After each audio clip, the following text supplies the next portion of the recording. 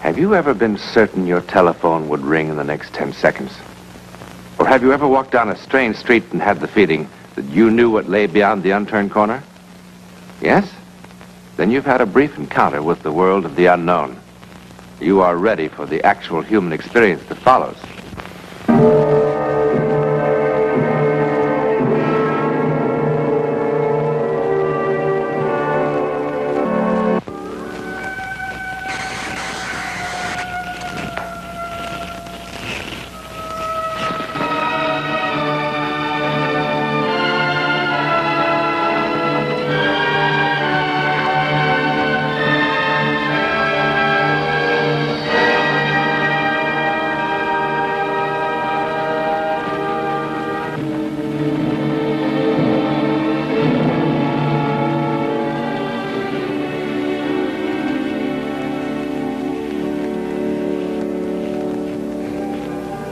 This is not merely a story of arson. They will put this fire out in time. No one will be hurt. But she who started the fire, what about her? You saw her face. She is not merely an arsonist. Look at her again.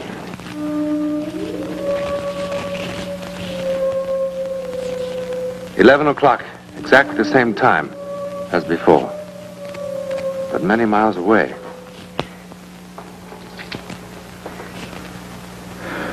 Bill, I'm going to be perfectly frank with you. I don't know what causes these fevers. They seem to be malaria, the way they come and go, but they're not quite like it.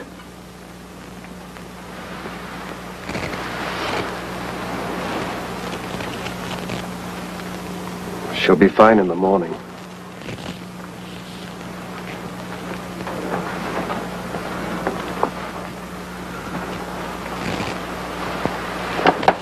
That's the way it's been. In the morning.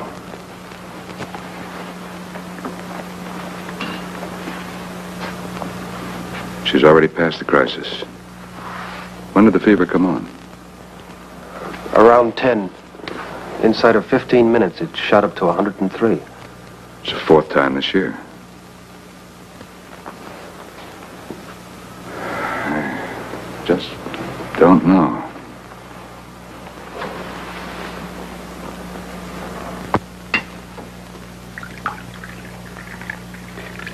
Oh, dear.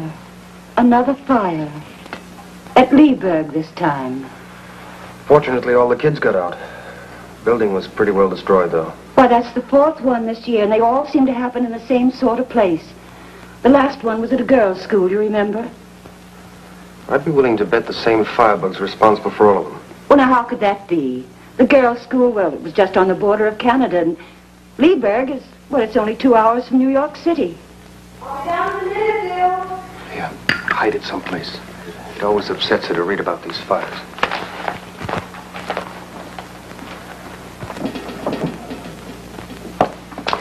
Oh, good morning, Mrs. Bobby. Good morning, darling. Good morning. You know, I don't know why it took me so long to get dressed.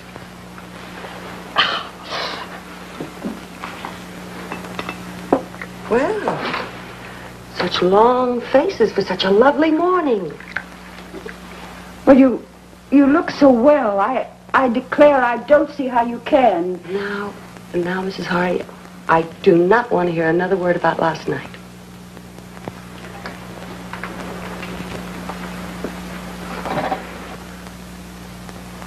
Bill. Esther, look, I... What's the matter? Well, you were awfully sick last night, and... Please. Please don't let's talk about it today. Please. All right. I love you.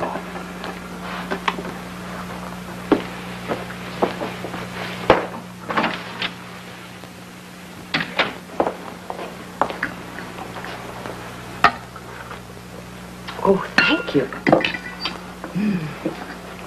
Where's the morning paper? It didn't come this morning. It always comes. What's the matter? What happened? Was there a fire last night? Now, don't upset yourself, please. What did you do with it if you burned it? No, all right. Don't you tell him I told you. And please don't let it bother you. It's no concern of yours.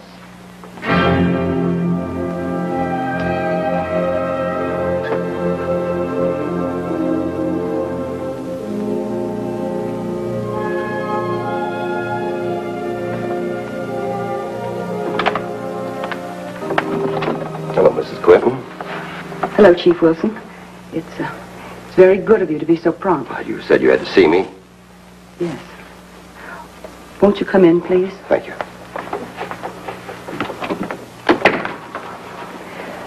Everybody's out, so we won't be disturbed.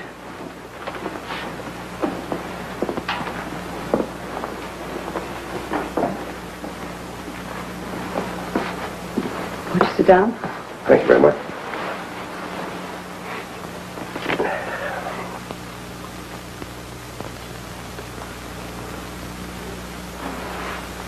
What was it you wanted to tell me, Mrs. Quinton?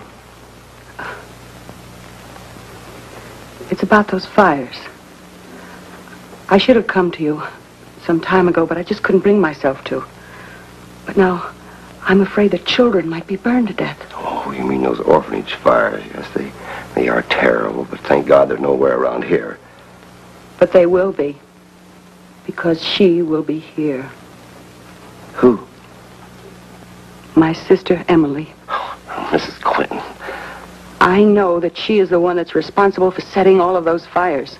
How do you know that? I know. Because I can feel her mind working. What do you mean you can feel her mind? I always knew what she was thinking. You see, we're identical twins. I haven't seen her since we were 10, but I know what she's thinking. I see. Well, what about your sister? Does she know what you're thinking? No. No. And she never knew that I could read her mind. She had such terrible, horrible thoughts. Mrs. Quinton, I'm not sure I know what you're talking about. Everybody thought that she was kind and good and wonderful. That's what she wanted them to think. But I knew what she really was. And when those hideous fires started to break out, I kept hoping that somebody would catch her and put her away. Mrs. Quinton, have you talked this over with your husband? No. No, you see, my husband doesn't know I have a twin sister. Why not? Well, when I was 17, I left my hometown and I came to New York. That's where I met my husband. And, well, there didn't seem to be any reason for me to tell him about the past. But now, I'm afraid. It's all right, I'll take care of it once, and just don't you worry about a thing, Mrs. Quinton. Do you have to involve my husband? I mean, you know, you can imagine how ashamed I am if there were any scandal. His family. No. I'll keep it very quiet. Just don't you worry, Mrs. Quinton. Thank you. Thank you.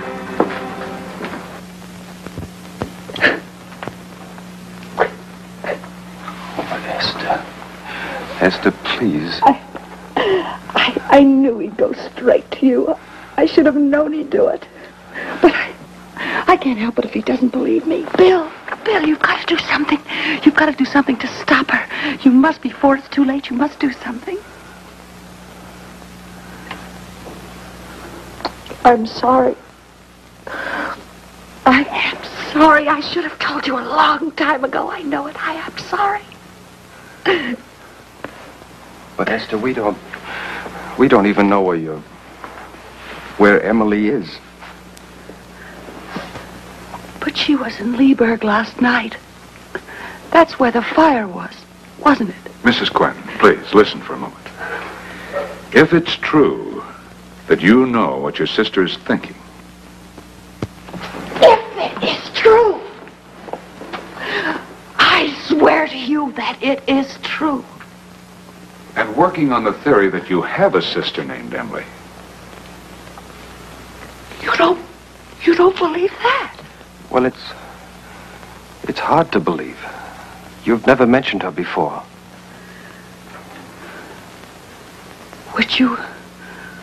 Would you believe me if Emily called me on the phone tonight?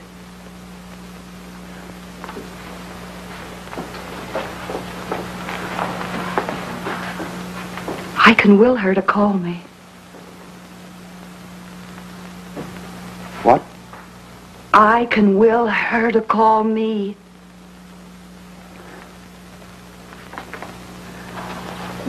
I can. If you can do that, then will her to stop setting fires.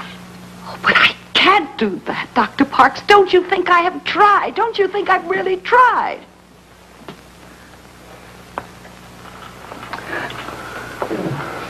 Bill, you don't believe a word I've said, do you?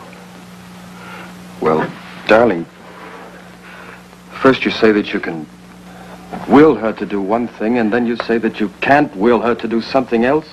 But don't you see? I can't change what she really is. Emily is evil, Bill. She is evil. Oh, you think that I'm all imagining this, don't you? Don't you think that? No, you're worn out from the fevers. Sometimes people get strange fancies when they're ill, isn't it? I am not insane, Bill. Don't you understand? I'm not insane. I am not ill, and I'm not insane. Esther, we're not saying it.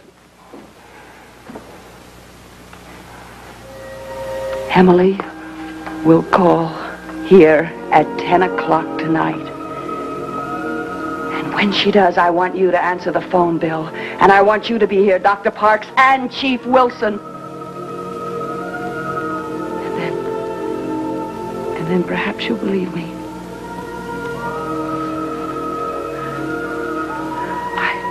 I hope it won't be too late.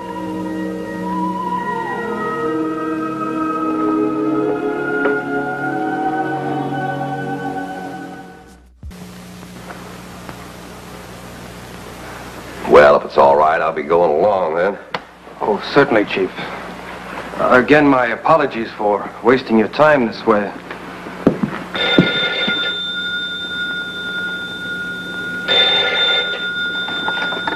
Hello? Hello?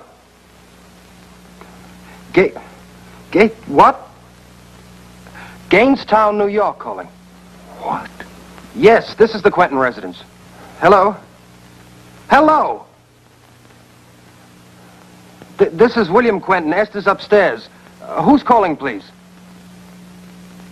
Emily Harkness. Can you wait a second, please? I'll get Esther. Hello?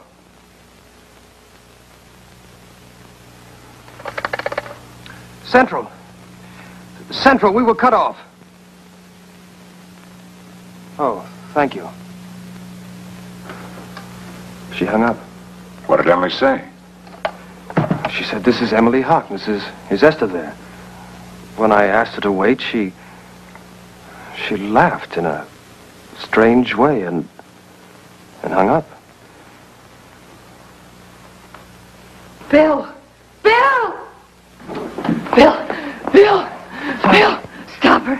Stop her. She started another fire Esther, again. darling, we just spoke to her on the phone. No, it's a convent school this time. It's in the back. It's spreading all through the building. We just Stop talked. her. Listen to me. We just... Leave her again, Bill. Take her upstairs. Vernie, stop her. Vernie, stop. Stop her. Stop.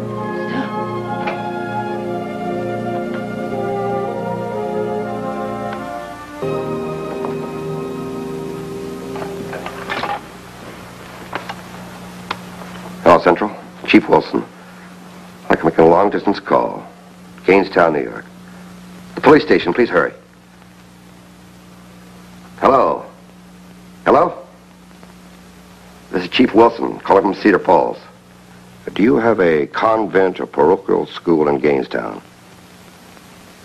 St. Anne's? Thank you for your information. I'll explain later. Hello, Central. Please connect me with St. Anne's School, Gainestown, New York.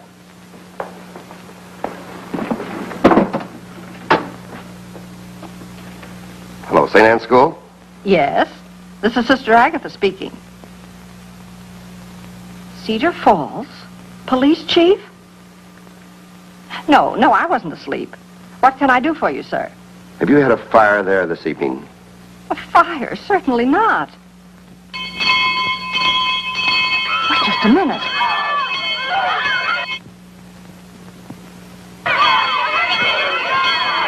I can't talk now.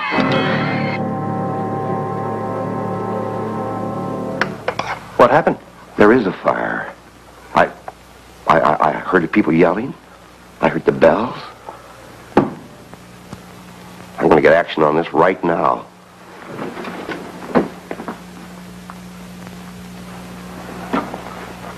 There's no sense bothering with Gainestown. She moves too fast for that. She must live somewhere. Your wife said she hadn't heard or seen her for some time, but other people have. Where did Mrs. Quinton used to live? Waterville. She was raised in the orphanage there. I'm off there right now. Bill, please tell me the truth. Did anything happen last night that was bad? I mean, I'm not talking about the phone call from Emily. Everything's all right. Try to eat something, dear. I'll try. Mr. Quentin, Chief Wilson. Oh, yes. Esther.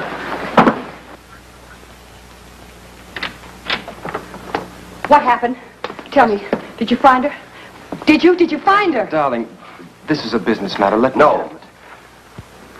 Mrs. Quinton should hear this, too. I just got back from Waterville. I had a long talk with the superintendent of the orphanage there. Go on. Mrs. Quinton did have a twin sister, Emily, all right. They shared a room together when they were kids. When they were 10 years old, there was a fire in that room. Emily died in that fire. She didn't. I tell you, she didn't. She didn't die. She didn't. I'm telling you that she didn't. No, she didn't. No. Bill, listen. Now, you talked with Emily on the phone. And Dr. Parks, you heard him. And so did Chief Wilson. Now, you can't deny that, either of you. Can you?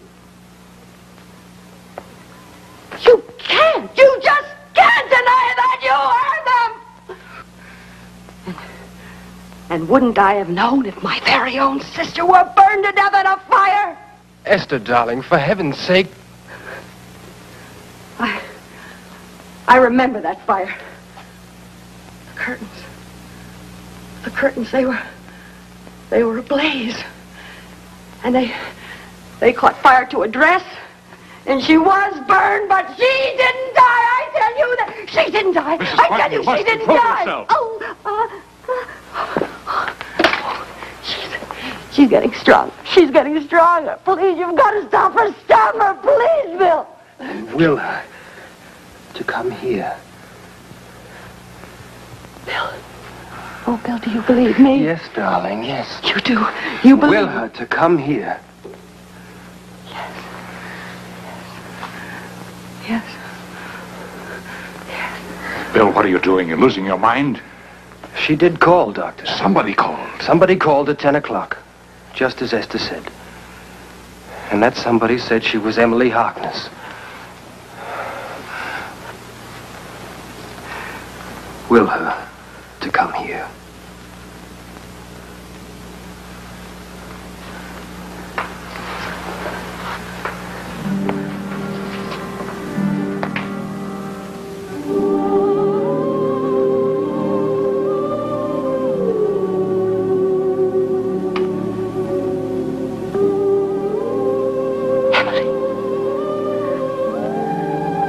Emily. take the train tonight. Emily, the train. I'm sorry I kept you waiting. How's Mrs. Quinton? She'll be all right. Once we find Emily and put her away. But I told you that I don't Emily... care what you told me. Emily Harkness did call here last night, and there was a fire in Gainestown. The superintendent in Waterville must have made a mistake in the records. It wasn't a matter of just checking the records. The man was there at the time. He remembers the girls well. He remembers what happened. So does my wife. She said that her sister did not die in the fire, and I believe her. I didn't just check with the superintendent. I checked with 3 other people who were there at the time. They said that Emily was a sweet, lovable girl, and that her sister, your wife, was insanely jealous of her. They didn't say that Mrs. Quinton started the fire. It may have been an accident. May have been an accident. What are you trying to say? All I'm trying to say is, after it happened, Esther went into a high fever. She was out of her head for quite some time. After she got over it, she never mentioned her sister again. The folks at the orphanage thought it was better that way. I prefer to believe what I heard last night with my own ears. Good night, Chief.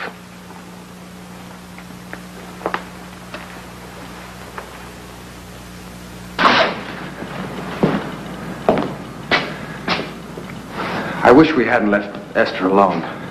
She's not alone. Mrs. Harney's with her.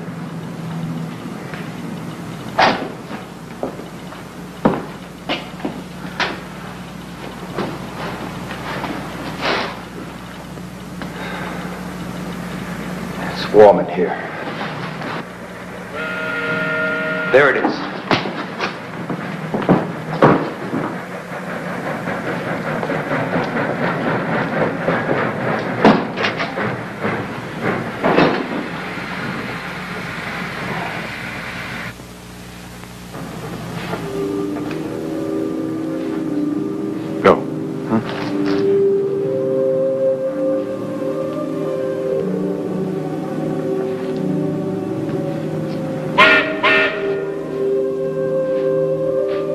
Emily? Emily?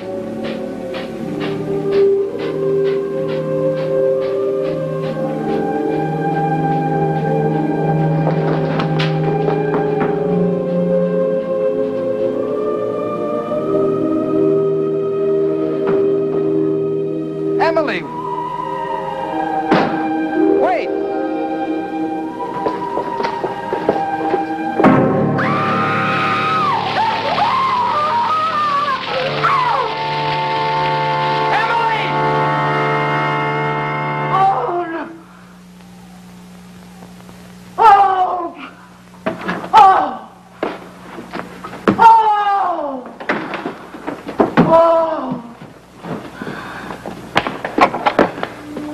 Esther?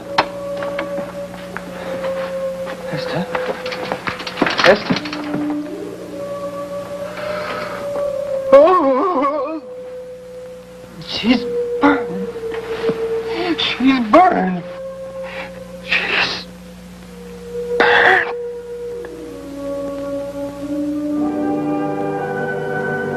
The phenomenon of bilocation, the power which enables a person to be in 2 places at once, has been reported many times.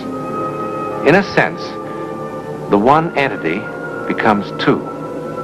The second is sometimes called the etheric double. In this instance, Esther Quinton may have been subconsciously aware of the truth, that the evil Emily was actually her other self, and so deliberately consigned both entities to the flames.